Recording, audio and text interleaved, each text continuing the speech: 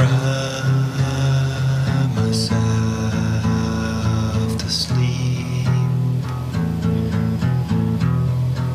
Someone has taken from me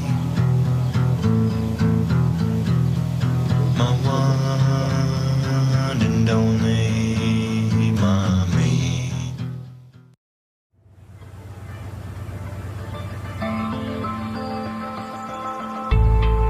Welcome to Johnson County, Iowa. Looks nice so far. Lots of cornfields. Everybody's friendly. You'd think, and then that's not exactly why we're here, but... That's true. We're in Johnson County, Iowa. We're on September the 24th, 1995. Around 11:40 p.m., the fire department received a call. 911 emergency. And there is like a Jeep or something on fire. They went out to a fire, and when they got there, they found a car completely engulfed in flames. When they got the fire put out, they realized that there was a body inside, and they learned that the body was that of Sue Kirsten.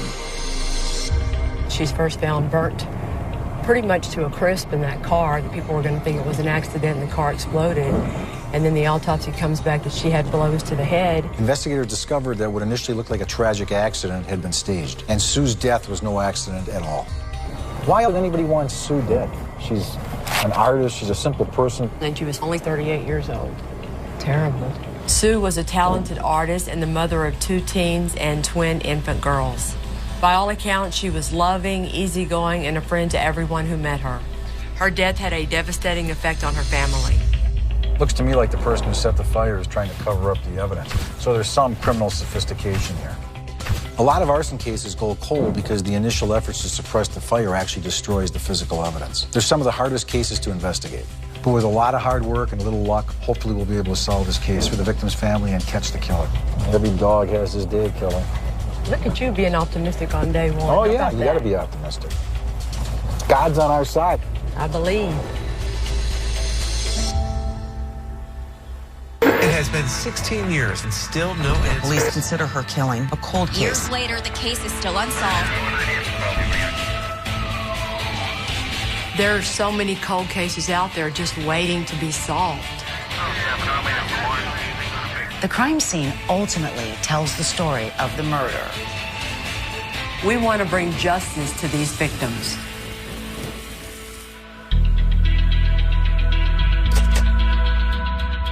Hello. Hello. Steve Spingola, how you doing, sir? Doug Gwynn, nice to meet you, sir. Steve. Hi, I'm Kevin Kinney. Nice to meet you. Thanks for coming. We really appreciate it. Y'all done a great job on this case. A lot of work's been put into it. You can tell. And you worked on it once before. Yes. Now I understand you got a new job. I retired from the sheriff's office. Okay. I was elected to the state senate. Congratulations. I took the case over about 6 months ago and asked Kevin to come back and help. Hopefully we can get her done. I'm very invested in this case. It was one of the things when I did retire that I regretted because I told the Kirsten children that I would not stop. Ooh, I like this room. Also, there's been a lot of investigators that had left me the case. Detective Mike Sheets was almost obsessed with this case, so it's very important to me to see this case through. Why don't y'all start out by telling us about Sue Kirsten? Sue was a mother. She had, at the time of her death, a 17-year-old, a 19-year-old, and 2 15-month-old twins. She lived in Trailer Park. What'd she do for a living? She was an artist. She painted and did a lot of sketch art. Sue was a free spirit. She was really creative and she loved to paint and draw. And you can see her sweet and kind personality in her art. Doug, why don't you tell us how y'all got started with this investigation? On September 24th, 1995, at 11:45 p.m., the Johnson County Sheriff's Office got a 911 call. 911 emergency. There is like a Jeep or something on fire. The caller stated that there was a car fire on Highway 923. Immediately after putting the fire out, the Hills Fire Department did observe a body in the front seat of the car. After an examination of dental records, the victim was identified as Susan Kirsten. And at that time, y'all thought it was just a car accident? That evening, yes. During the autopsy, the medical examiner found injuries to the head, blunt force trauma, and discovered there was no soot in the lungs, meaning that the victim was dead before the fire. And they end up with the cause of death being what exactly? Blunt force trauma to the head. How many blows? 2 1-inch blows near the right hairline. When the investigators initially examined Sue's trailer, they found blood on a recliner in her residence, suggesting that that's actually where the crime occurred and that the car fire was actually a staged scene to cover it up. What are the theories as to how that fire happened? Definitely in the interior. It did not start in the engine. It started inside because of the explosion, the way it blew the glass out. Yeah. They brought in a dog to see if there was accelerants in the car. The dog reacted on 2 different spots. Gasoline is what the fire marshal determined. Okay. This case is truly sad. An innocent mother of 4 who was horribly killed. She was bludgeoned and then burnt up when her car exploded. Vicious, pointless murders like this are the kind of cases that make you stay up nights trying to make sure you get the right person behind them. Y'all want to start with Bob Gump? Sure. All right, so what do we want to put up here first? Bob was a friend of Sue's. Was he a neighbor? He was. Partied together. Dope smoking buddies? Yes. Bob was Sue's mechanic. And her car ends up being the arson instrument in the middle of this murder. So let me put up here her car set on fire. Bob had an opportunity. He's lived there a number of years. He knows how to get in and out of that area, how to get back to the trailer without being seen. What other points do we need to make under Bob Gump? There's a criminal history with him. There were some allegations of assault. Okay. He had issues with the Department of Human Services. More than once. Right. Bob Gump has the kind of prior convictions that make you go, ooh, gotta take another look at him. That, along with the fact that he lived right next door, he certainly had the opportunity, from all that we know right now, to commit this crime. Okay, next up we have Steve Klein. Stephen Klein was the father of Sue Kirsten's 2 twin daughters. They had broken up and then she gets pregnant. Biological dad, and he kind of denied that at first, right? Does he fight child support? Yes. And then in October of '95, what's going to start happening? $300 a month garnishment. How much is he making a month? He said half of his salary would be gone. Steve Klein was the last person we know to have seen Sue alive. He was visiting with their twin daughters that night when Sue allegedly went out for a drive and was killed. And when you're working on a murder case, you have to examine the inner circle. Since he's the baby's daddy, you gotta look at him. What about the volunteer firefighter thing? He had training in fire science. They were putting him through classes. Okay. And Steve knows a little bit about how much water is going to be used to suppress the fire and how that'll destroy the physical evidence at the scene. We've got 2 strong suspects to investigate, 2 crime scenes to examine, and a whole slew of witnesses to look through. But first, I want to make sure we meet with Sue's family.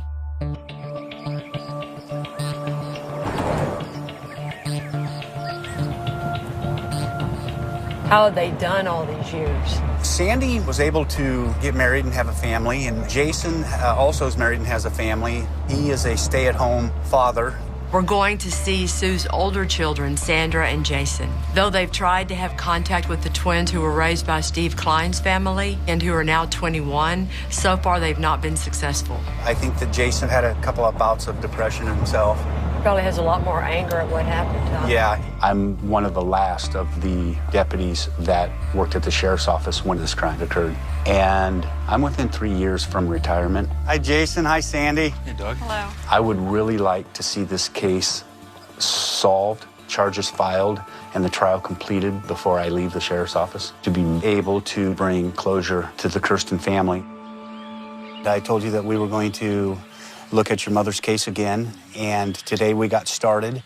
Very, very neat that you guys are here, and it's something that I've prayed for a long time, you know, just somebody to come help. What do y'all remember about your mom? She was a very kind person. She would be there to help anybody. We heard she was a good artist. Yeah, she liked to do creative things. She passed that talent on to either of you? Oh, he's got it. He's very talented. There you go. It's a release for me. I use it to occupy my mind when it wants to go elsewhere. I miss my mom a lot. She was a very kind person. She was definitely unique and a good friend. There's certain days that go by where you need a mother's advice. You need to hear her voice just to kind of calm your soul. And the only thing you can do, the only thing I can do is just like, you know, I just cry. Back when this happened, when you were 17. A baby. Pretty much, yeah. My brother's had a really tough time with this, and that really breaks my heart. I have peace, but for my brother, that is why I really want it to be done. Because I think that's where he's going to get his peace from, is it being done. Because it seems like you had a harder time working through all that. Well, there's some days that are better than others. You got to stop thinking that you can do anything about it, okay? Whatever happens here. And listen to your sister. Yeah. That's right. For once. Your mom's probably up there telling you the same thing. Son, listen. That's right, she's cheering you on. And helping you paint. With Jason, you want to reach out and hug him. Thank you so much for coming. And you want to tell him it's going to be okay, but we can't tell him it's going to be okay yet. We just hope that it's going to be, and that's the part that's scary.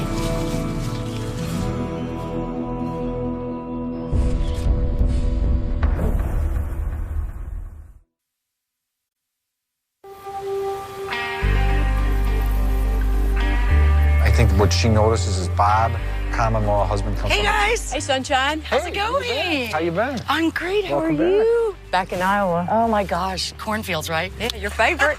We're investigating the 1995 murder of artist and mother Sue Kirsten. I've flown in to help analyze the crime scene with the team. All right, let's do it. And try to figure out exactly how Sue's murder occurred. I'm interested in seeing this field, too, how a car could just, like, roll down to it. We actually have two crime scenes to deal with. The field where she was found inside of a burning car, and Sue's trailer where police believe the actual murder took place.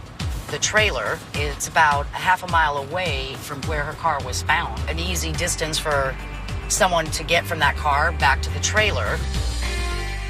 Gentlemen, how are you? Good morning. Beautiful day. Yolanda. Yolanda, nice to meet you. Good morning, Steve. This is the location where Susan's trailer was in 1995. Okay. Unfortunately, in 2004, her trailer was sold and moved out, and this trailer was brought in. So it's not the original trailer, but it is the original lot. All right, well, you guys want to go look inside? Investigators believe that Sue sustained at least 2 blows from an unknown weapon that fractured her skull and caused her death. Due to blood found at the scene, they believe that she was either struck near or in her blue recliner. This is our blue recliner. It's not all the way against the wall. I mean, the phone's going to be sitting here. I think it's over on the kitchen, though. Among the evidence recovered at the crime scene was a phone cord that was pulled out of the wall. When asked, Steve Klein said that one of the twins had been playing with the phone and broken the cord. If you think that Sue is sitting in the recliner, she's struck where? It's up on the right part of the forehead going into your hairline. Skull fractures. Yes. How do you think the weapon managed to make these injuries? Can he hit her from behind and catch the blows where they are? I don't think so. No, I don't think it's a surprise attack, no. All right, so it can't be surprise from behind. That's what I was thinking. Y'all all say no. No. It's going to come from the side using a blunt instrument. 1, 2. We know that there is blood on the chair, but it's not massive. 2 Afghan blankets were missing from Sue's home, and the medical examiner found the burnt remains of an Afghan-like material on Sue's body. It's likely the killer wrapped Susan's head and body in the blankets to minimize the amount of blood in the trailer. If y'all think it happens this way and the Afghan helps hold the blood and he takes her to the field, what time are we talking about? I don't think he left her in here very long afterwards because you would have seen a lot more blood from her bleeding. I think he gets her out to that car pretty fast. The evidence suggests that after Sue was murdered, her killer attempted to hide her injuries by making her murder look like a car accident. And for that, he loaded her body into her own car and steered it off the road about half of a mile away. Hi, Yolanda. Nice to meet you. Guy Summers was a first responder to the scene almost 20 years ago and will be key to walking us through what he saw that night. Car was straight on into that field that way and only probably about 15, 20 yards from the tree line in the back. Tire tracks showed that before the car was set on fire, it had rolled off the highway, down an embankment, and across an open field through 2 fences. And the picture shows that it came down this at an angle. So it could have rolled? Yes. It could have rolled. It yeah. could have. I think that was the original idea. It appears that it was the killer's plan to make it look like a high-speed accident, where Sue rolled her car down the embankment, effectively concealing her fatal head wounds. But since the killer couldn't drive the car off the road without risking injury to himself, he pushed it off the road. But merely pushing the car didn't give it enough momentum to cause a rollover. So maybe the killer had to think of a plan B. The distance from the road to where the car ends up is how long? It's approximately 300 yards. Okay, so 3 football fields. It's not going to coast that far, no. It's likely that our killer decided to drive the car to a place where it couldn't be seen by passing motorists and set fire to it to destroy the evidence of the murder. The fire marshals and DCI came out. They took a look at the car. There's no fire in the engine, and a arson detecting dog was able to detect accelerants in the front seat area of the vehicle. The fire was started in the interior compartment. On the interior right side? Right. And also, the car was found in neutral. That car had to be physically placed in neutral. So it wouldn't just slip into neutral? It would not slip in neutral because of the rooster comb. Think of your hand every time you shift. It's got to be placed in there, and it won't slip. So clearly somebody put it into neutral. Whoever killed Sue that night, their plan to cover it up was certainly ambitious. We cover everything, Yo? Can you think of anything else? No. Fortunately for us, it was too ambitious. And hopefully their methods will help us figure out just who our killer is.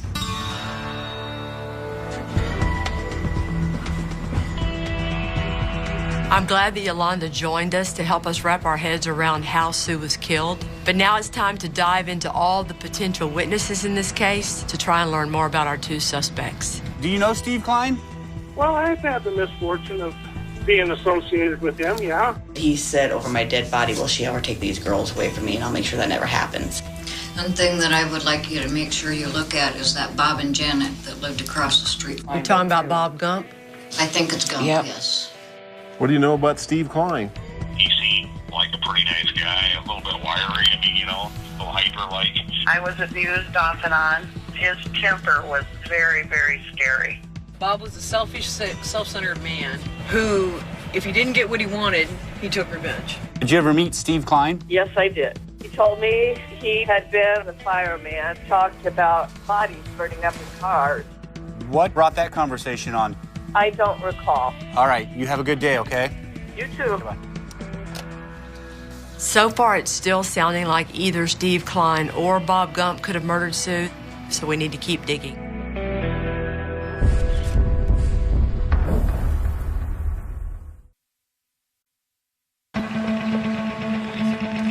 Take a right at the stop sign and it's on the left. We're investigating the 1995 murder of Sue Kirsten, a single mother and an artist. That looks like it might be his car. Randy McCray attended self-help meetings with both Sue Kirsten and the father of her twin daughters, Steve Klein. And he may have some information for us that will actually help us out. How you doing today? Good. Let's start off by telling us about your relationship with Sue and Steve. We went to meetings together. They'd both show up at the same meeting and they'd get in an argument. There was fighting over custody. He wasn't gonna pay child support. Do you think Steve would be capable of killing Sue? He was pretty unstable. I can't say for sure that, yes, he'd done it, because I don't know. Right. Money is one of the most common motives for murder, and with Steve's job as a laborer at a plastics company, $300 is a good chunk of change, especially when you have to pay it every month. But we're gonna need more than a motive to prove that he murdered Sue. Well, we know that Roy isn't working right now, so he should be at home. He's a key guy here. Even though he's no longer in contact with Steve Klein, Roy was a good friend of Steve's back at the time of the murder, and was a mentor and actually like a father figure to him. Hey, Roy, if it's too cold in here, let me know. No problem. I don't want you to catch a cold. On the night of the murder, Roy was actually one of the first people to see Steve after Sue's body was discovered in the fire. Did I know the guy? Yeah, I knew the guy a lot. Mm-hmm. Something would go wrong, Steve would call me. I mean, he would get into a fight with his mom. He'd call you? He'd call me. When something went wrong, he came to me. Right. Okay? He desperately tried to get a hold of me that night. I recall him telling me there was something wrong, okay? Mm-hmm. Not sure I recall much more than that, you know? Okay. And I believe I said something to him, well, do you need me to come down? Or, that's how I ended up there. You finally wind up over at Sue's trailer at some point, right? Yeah. Right. Yeah. When you got there, what was his demeanor? He seemed calm but concerned. Not quite what I would expect. In your opinion, he should have been more upset? Or you would have thought he would be more upset? If he was truly trying to get back together with her, yeah. So Steve was repeatedly calling Roy's phone lines the night of the murder. And now Roy is telling us that when he actually saw Steve that night at Sue's trailer, he thought Steve should have been more upset over Sue's death. I think we all agree that, you're on the right guy here. Roy suspects that Steve killed Sue, and he was close to Steve, but there was someone else who may have been even closer. Suzanne was one of Steve's girlfriends before Sue. I had dated Steve. Right. And when I ended that relationship, he was angry. Angry to the point, like, he jumped off the couch and about, like, hit the ceiling, He, like, kicked my dryer door. Like, this is nothing I'd ever seen him do. So he went off? Yeah. Were you afraid? Afraid enough that I grabbed my kids, put them in my car, and we went to a girlfriend's house and slept on the floor that night. Steve seemed to have a very frightening temper, but being angry and being angry enough to kill are two different things. Do you think Steve killed Sue? I honestly don't know. I think it could be just as likely that Bob Gump did it. Bob Gump? He's a creep. Bob's a creep? Why's that? Well, his wife had told me that he had hit her in the face so hard that he broke her jaw. I mean, that's a creep in my book. Yeah, that's a creep in my book as well. And he had his girls taken away from him. And my ex-husband told me that Bob had told him that he had killed Sue and how he had done it. This is something we haven't heard before, that Bob actually told somebody he may have killed Sue. So if it is true, this could be the break that we need to crack this case wide open. He would have killed her, and he knew Steve would be the fall guy. We need to talk to the man who Bob confessed to and see what he actually told him. Were you friends with a guy named Bob Gump? Yeah, I was pretty close with Bobby. I know what Bob was capable of. I would never leave my family around Bob. Did Bob ever tell you anything about this case? Well, I can't say that like a yes on that. I just know Bob's demeanor, and I know things he said before. Did Bob ever tell you that he did it? No, not straightforward, no. Bob Gump never told you that he killed Susan Kirsten? Not specifically, no. Okay. Sue's the one that called DHS on him. He knows that. Bob knew that Sue called DHS on him? Oh, yeah, he did. So you think that would give Bob Gump a reason? That's part of it, yep. Okay. We knew that Bob had a history of domestic problems, but according to this witness, Sue was the one who called the Department of Health Services on him. If that's true, that would give Bob Gump a strong motive to want Sue dead. All righty, well, I wish you the best of luck. Is Bob's wife still around? Yep. I just figured sooner or later one of them would spill beans. Either Bob or Janet, but see, that's just my opinion. You know what I'm telling you? Mm-hmm. Thanks. Yep, man.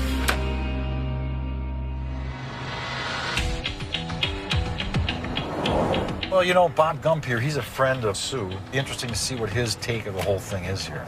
The story about Sue calling DHS to report Bob is actually something we'll never know, based on the fact that anonymous tips are not given out to law enforcement. But it's time we talked to Bob Gump and his common-law wife, Janet Lake, who lived just doors away from Sue on the night of the murder. Well, I see a vehicle in the driveway, so let's hope for the best. Janet has always been Bob's alibi, claiming that Bob returned home from a bar about 10:30 p.m. and went to bed. But we know that Sue's car fire was not reported until 11:40 p.m., so Bob could still be responsible for this crime. Janet, hi. Hi. I'm Doug Gwynn with the Johnson County Sheriff's Office. I'm opening up the case on Susan Kirsten again. And we're hoping Janet can give us some details about Bob's whereabouts during his window of opportunity. You said Bob left that night at approximately 6:30. Yep. He went down to Hills Tap. Went down to Hills Tap. What time Bob come home again? I don't remember exactly what time he came home from the bar. It must have been 10:30, 11 or something. Okay. So we went back to the bedroom and you followed him. You come up to the kitchen for something, and this was approximately 10:40, and Steve's car was also gone. So here it says that Steve's car was gone along with Sue's, that both cars were gone at 10:45 to 11. So at one time, both cars were gone. Both cars were gone? Yep. Okay. That was before you heard the explosion? Okay. And when you went up to the road there to see what was going on, where was Bob at that time? He was in bed. You said that Steve had come over to the house and knocked on the door. You stated that Steve said Sue's car was on fire up the road, and he just said, up the road. So I sent him back over to Sue's house. First I asked him, where are the girls? Because he was over at my house and the girls were in the trailer by themselves. I think that's why he did what he did. So he didn't have to pay child support, so he didn't have to give us money. Janet claims to have seen both Steve and Sue's car coming and going at odd times on the night of the murder. Thanks, Janet. And it's clear that she thinks that Steve is responsible for Sue's murder. But the fact is, Janet Lake is Bob Gump's common-law wife, and we may have to consider the fact that she's trying to protect Bob.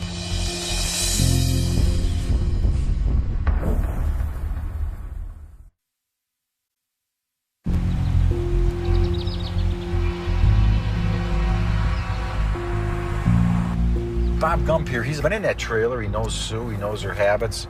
Bob Gump is one of our suspects in the 1995 murder of Sue Kirsten. And we've spoken to several individuals who seem to think that he did this. Sue's the one that called DHS on him. You think that would give Bob Gump a reason? That's part of it, yep. But also to Bob's wife, who says that Steve Klein is the one we should be looking at. And now it's time we talk to Bob himself. Hey, let's talk about you and, first of all, you and Susan's friendship, okay? I was closest friend to her, you know. Right. I mean, right across the street, I mean. You'd left the bar down at Hills, got home about what time?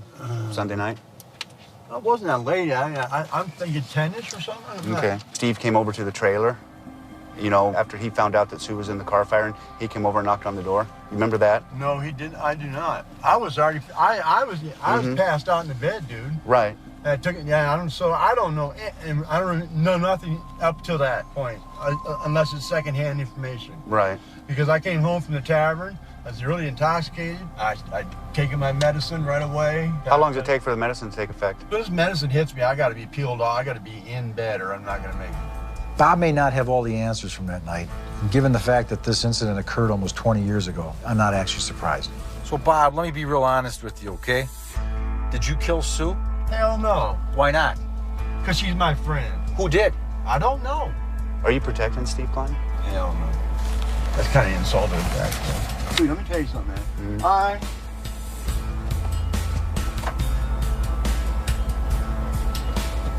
had nothing to do with it, man. She's my friend. What should happen to the person that killed Sue? The same thing that he did to her.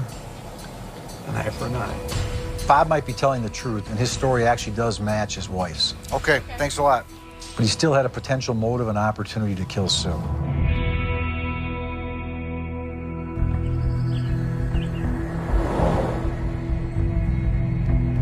What's Pam Tompkins like? She's different. She's not a bad person. She's flighty. Okay. Pam Tompkins is Sue's close cousin and called her around 8 o'clock on the night of the murder. She's the last person that we know of who spoke to Sue alive. Sunday, I went home and I called her. First phone call when you talked to her, it says 7:45 to 8:30. I was watching TV, talking to her on the phone, and then I realized the movie had started. Right, which would make sense with that time. I've talked to her for a little while, you know, and then I heard him get mad, and I said, well, who's that? She said, it was Steve. And then she whispered something, and then the phone went dead. You heard him get mad in the background? I heard him get mad in the background. And then the phone went dead. She whispered something, and the phone went dead. Called her at 10 o'clock when the movie was over. No answer. And I should have went down there. And I didn't. Pam initially told investigators that Sue and Steve seemed to be arguing that night. But now she's saying for the first time ever that right during the argument, the phone went dead, which could explain why that phone cord was found ripped out of the wall at the trailer. Thank you. You bet. Knowing not only that Sue's phone line went dead, but more importantly that Steve was right next to Sue when it happened just changed everything. That was unbelievable. We could celebrate that, man.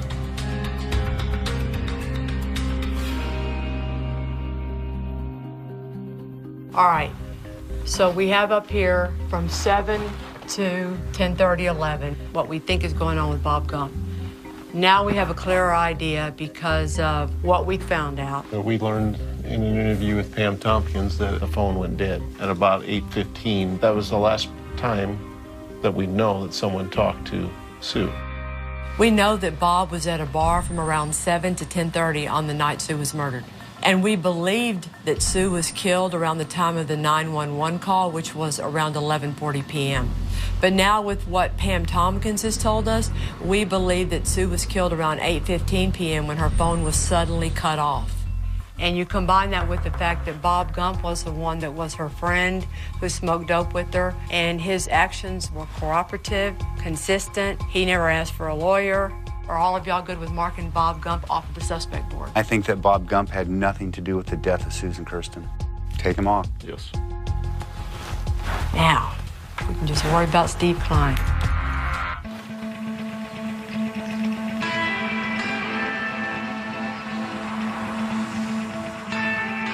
In reviewing the case file, we found another person from Steve's life that might be able to help us, Sherry Hudson. Should be it, right before the bridge. She dated Steve long before Sue did and before joining the fire department herself. This is Kelly. She's. Hello, how are you? You are his ex-girlfriend? We only actually dated for like a couple of months. And as the relationship went on, how'd it go? I just kind of could sense there was something not right with him. I remember when we were at the Tiffin Fire Department, he's just kind of showing it off to me. And then all of a sudden we're just standing at the back of the trucks and he just out of the blue, no questions or anything. Yeah, you know, I can kill somebody and not ever have it found out if I want to.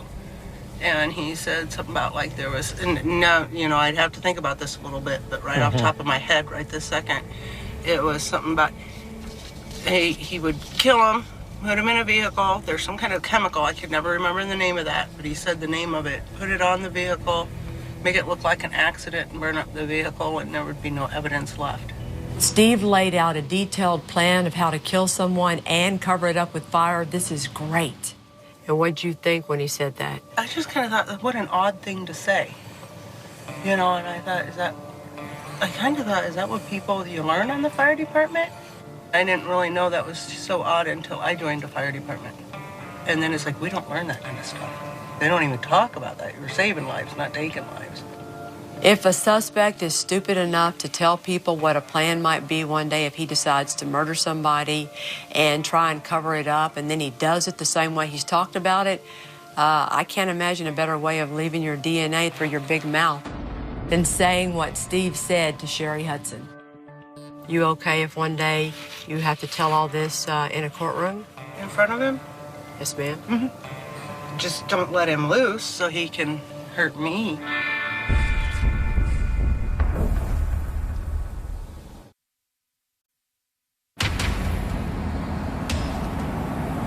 This looks like somewhere Steve Klein would live. It's time for us to track down the man that we think murdered Sue Kirsten nearly 20 years ago, Steve Klein. I got nothing, no movement, no nothing. Nothing? No. Good afternoon. How are you guys doing? Hey, do you happen to know the guy that lives down at the end of the lane there? You're talking about Steve something. Yeah, Steve. We had problems before. Older guy? Nobody around here gets along. No. You guys get along, Steve? No. He started a bunch of problems with us. Do you know where he works? He works for some trucking company. Thanks to Steve Klein's neighbors, we now know where Steve is working, and we actually obtained a phone number for his place of employment. Hello. Hi, Steve. How you doing? Who is this? This is Doug Gwynn. Doug Gwynn who? Well, Steve, I'm a lieutenant with the Johnson County Sheriff's Office up in Iowa City. Okay. I'd like to get together with you and talk for a few seconds if I could. Okay. That'd be... Well, about what? I've been assigned the Susan Kirsten case, and you know, I've been going back and I've talked to everybody that was a part of Susan's life at that time, and you were the father of her 2 twin daughters, and I'd like to be able to mark you off my list.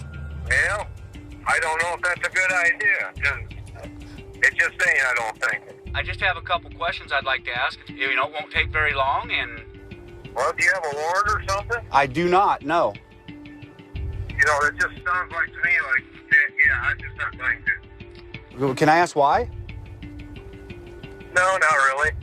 Well, I can be in Mount Pleasant. So if you get off of work at 5, 6 o'clock, I can be there. No, I don't think I'll be there for some time, so. I mean, you may be able to help me, and I'm wondering why you won't do that. Well, because I was advised not to. Everybody wants to rip you a new asshole. I don't want to rip you a new asshole. I got nothing. I don't even know you. Oh, he hung up on me.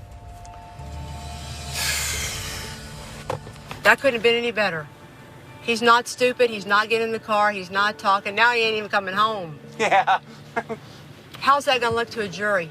He has no questions, he ain't curious, and he's got nothing to say to you. What do you think the jury's going to think about that? He's an ass. And it's all admissible.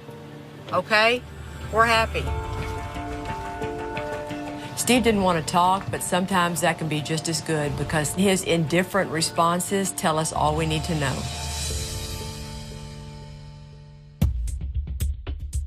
Okay, so guys, what you have to think about is this. In the entire universe, the only person who had any kind of issues or trouble with Sue is Steve Klein. At that time in their lives, they were fighting over visitation and custody. They were fighting over imminent child support. They were mad at each other and all this was going on, and the child support was fixing to be paid about 1 month later. You have that as your foundation. They both show up at the same meeting and they get in an argument.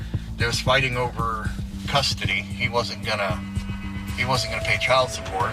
And then you add to the mix the fact that now we have Pam Tompkins, who tells us for the very first time that she heard Steve yelling at Sue at 8:15 right before the phone went dead. I talked to her for a little while, you know, and then I heard him get mad, and I said, well, who's that?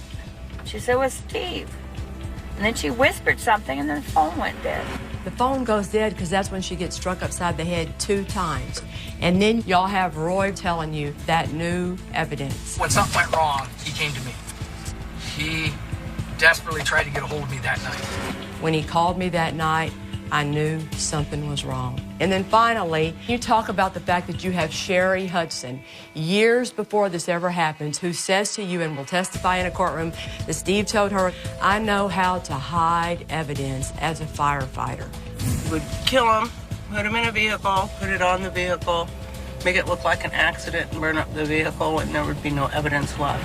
With all of that being said, with this case being as strong as it is, are y'all ready to go talk to Janet Linus, your county attorney? I'll just quote you word for word.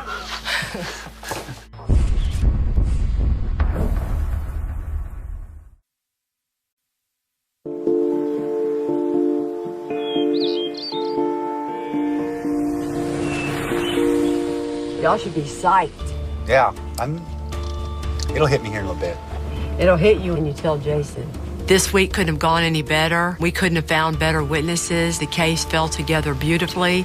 We just had a meeting with the county attorney's office, and it's a wonderful day. Hello. Hey, Jason. How are you, man? Good. We had a busy week. We hit the bricks running, and we talked to a lot of people. When I leave here this afternoon, I'm going to go back to my office, and I'm going to write a charge for murder first for Steve Klein. We're going to arrest him tomorrow. Oh, wow. Thank you. Oh, you're welcome. When I retired in January, I was very sad that I didn't get to see this to the end, and Doug asked me to come back, and it meant a lot to me, too. Janet Linus, your county attorney, she decided it's been 20 years, it's time, so you got to give her credit for that. I'm thankful that Janet is going to hold him accountable for what he did. But I'm thankful for y'all coming here and everyone throughout the whole 20 years that kept at it. And I have a very grateful heart to everyone involved. Oh, I'm so thankful. I'm so grateful. There are not words. There needs to be another word. I really miss her. I know, though, she's cheering me on. And so, I'll get to see her again one day. Thank you so much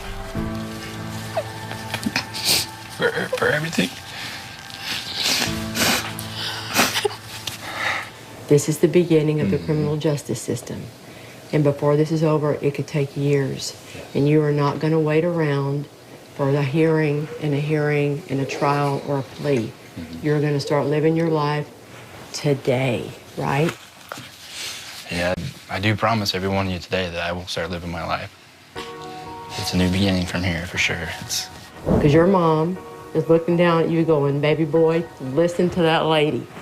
Yeah. Honestly, I never thought this day was going to come. I'm very glad Kelly came to help out. The feeling I get from her is that she's a wonderful mother, and can't even imagine what it takes to deal with these kind of things and to bring it all to justice. Did you listen to what I said? Okay.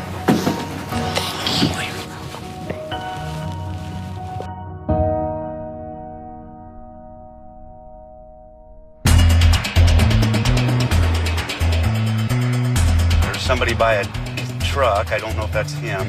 I cannot wait to put the handcuffs on Steve Klein. Go, go, go, go, go.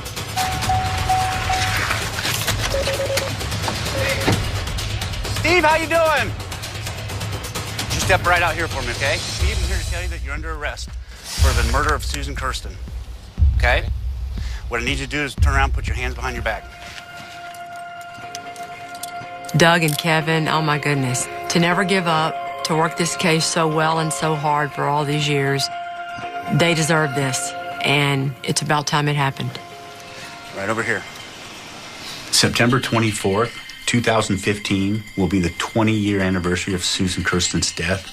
It's going to be very nice to not have a case that's been cold for 20 years at our office. I will do whatever the county attorney office needs to be ready for a trial so that justice will be served. We're going to go to this door right over here that says receiving. With Steve Klein, you have a man who couldn't handle a woman telling him when he could see his kids and that he was going to have to pay for those kids. And it finally ended up with this happening to Sue.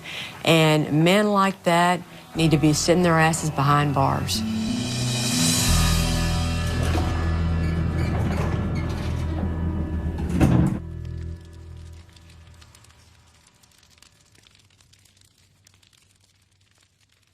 Don't go anywhere. An all-new Cold Justice Sex Crime starts now on TNT.